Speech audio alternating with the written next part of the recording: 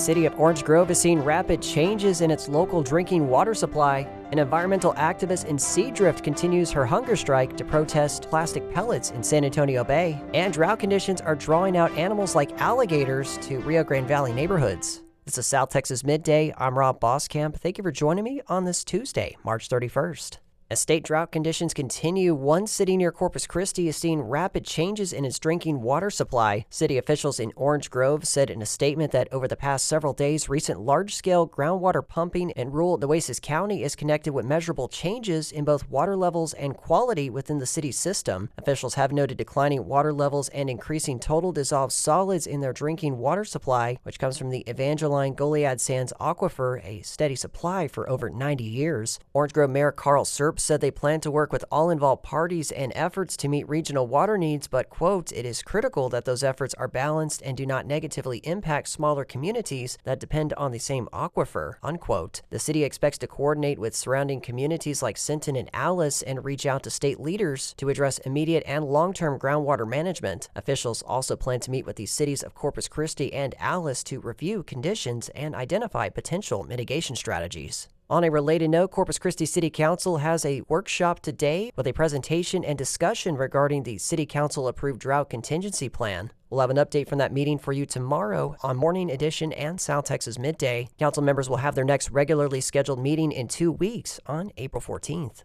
Continuing on with Corpus Christi area water reservoirs, today Lake Corpus Christi is at 8.8% capacity, Choke Canyon Reservoir is at 7.7%, Lake Texana east of Edna is at 51.4% capacity. And Seadrift environmental activist Diane Wilson has been on a hunger strike for over a month, protesting Dow Chemical over plastic pellets she says are turning up in San Antonio Bay near Seadrift. Wilson says the small pellets, a raw material used to make plastic products, pose risk to the bay and surrounding communities. You are destroying your health, your bay system, your whole communities. And it's very destructive.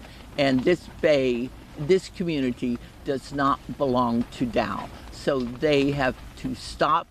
No more given permission by the state, which they violate. They've been violating the permits, so we're trying to get them to zero discharge of plastic.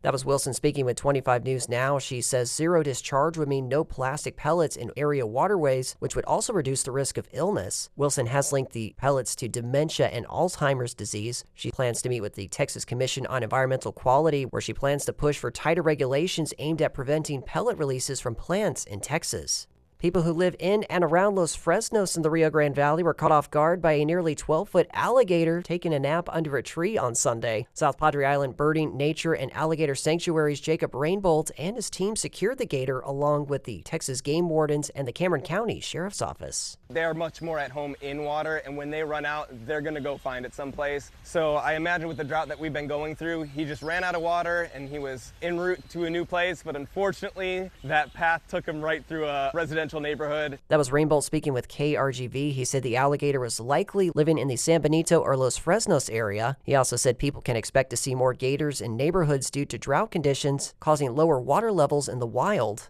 A memorial ride to honor the life of Corpus Christi icon Ronald Pointy Boots Mathis is set for Saturday, April 4th at Water's Edge Park. Mathis died earlier this month after a battle with stage 4 prostate cancer and a brain tumor. The ride starts at 4:30 p.m. Saturday. In state news, a 15-year-old student shot a teacher and then turned a gun on himself at his school in the Texas Hill Country on Monday. The teacher is being treated at a San Antonio hospital. Her condition is currently unknown. At the first press conference after the shooting, Comal County Sheriff Mark Reynolds praised the quick response of both the school and law enforcement. We showed today what preparation and commitment look like, and we will continue to stand ready for this community every single day. We have been doing these exercises in Comal ISD and NBISD for years for this kind of response. Reporters asked Reynolds how the student obtained the gun and if the student knew the teacher. The sheriff said those questions were part of the ongoing investigation. Reynolds did indicate that the 15-year-old shot himself immediately after shooting the teacher without trying to shoot anyone else. Classes were canceled today at Hill Country College Preparatory High School. Principal Julie Wiley said counselors will be available for students and their families. A statewide ban on the sale of smokable hemp products takes effect today. Houston Public Media's Andrew Schneider reports that stores across the state scrambled to sell off their inventory before the ban took effect. The ban comes as part of new regulations of hemp products adopted earlier this month by the Texas Department of State Health Services. Kenneth Berner, who co-owns Berner's Vape, Smoke, and Herb in League City and Baycliff, says that he expects to be stuck with at least $10,000 worth of products he will no longer be allowed to sell. And he says things will only get tougher going forward. Roughly 75% of our business is hemp products, and 90 to 95% of that business is smokable. So it's going to be very devastating. Advocates of the ban say it's necessary for safety, particularly for the safety of children. Berner says the state undercuts its own argument by banning the sale of smokable products, but leaving the sale of THC-laced drinks legal. I'm Andrew Schneider in Houston. NASA is planning to launch Artemis 2 tomorrow, sending 4 astronauts on a lunar flyby mission. It's the first time astronauts have been to the moon in more than 50 years, but it's not the first time NASA has done a mission like this one. Houston Public Media's Michael Atkinson takes a look back at the first time NASA went around the moon and back. We've got a picture, Apollo 8. For a moment, as many as 1 billion people on Earth fixed their gaze upon the moon. Houston, you're seeing a view of the Earth. It was Christmas Eve, 1968. 3 men aboard the Apollo 8 mission were in lunar orbit, hovering over the face of the moon. They broadcast live multiple times, including this Christmas Eve broadcast, showing Americans the moon's surface. The horizon here is very, very stark.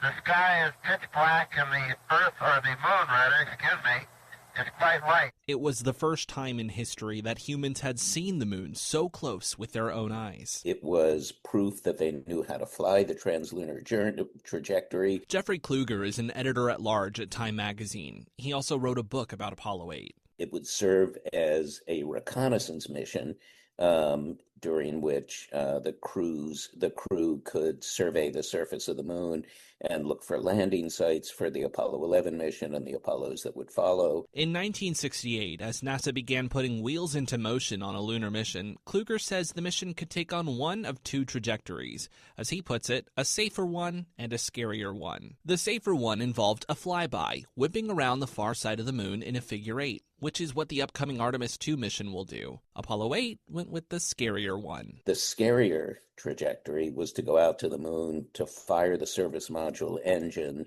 attached to the command module and descend into lunar orbit just 60 miles above the lunar surface. To orbit the moon 10 times, take photos, and come home. One of the astronauts' wives warned NASA's Christopher Kraft, as Kluger says, if the astronauts get stuck in lunar orbit, it will ruin the moon for everyone because the mission failed. Nonetheless, Kraft decided to go for the scary mission. It succeeded brilliantly. There are other differences between Apollo 8 and the upcoming Artemis 2 mission. David Alexander is the director of Rice University Space Institute. This is a different capsule, 4 crew instead of 3 crew. This particular orbit will take them much higher up, meaning the astronauts are less likely to get stuck in the moon's orbit. Still, Apollo 8 laid the groundwork for Artemis 2. Here's Artemis 2's Christina Cook. It is a mission that sort of mirrors our own, and we've incorporated it into our mission patch and also into our ethos and values as a crew. The mission's patch, worn on each of the astronauts' uniforms, includes a depiction of Earthrise, one of the most iconic photos in NASA's history, showing the lunar surface in the foreground and the Earth like a small marble floating in a sea of black. Earthrise is inseparable from the Apollo 8 mission, as is that Christmas Eve broadcast, which the astronauts closed with a reading from the Bible. In the beginning, God created the heaven and the earth. Here's Time Magazine's Jeffrey Kluger again. It was a magnificent experience. I was a 14-year-old boy at the time. I got chills watching it. Jim Lovell's voice, Frank Borman's voice, Bill Andrews' voice. They were coming from 250,000 miles away in orbit around the moon was just transformative for me. And from the crew of Apollo 8, we close with good night, good luck, a Merry Christmas, and God bless all of you on the good earth. I'm Michael Atkinson in Houston. And in sports, the Corpus Christi Hooks gear up for a new season with an exhibition game against the Texas A&M Corpus Christi Islanders tonight at Whataburger Field. The Hooks officially open their season at home Thursday against the Frisco Rough Riders. Tomorrow on Morning Edition and South Texas Midday, we'll hear more from KEDT's Spencer Chehawk about the Hooks' recent media day. And that is the latest news and information on South Texas Midday. I'm Rob Boskamp. Your community arts calendar and more is on the way.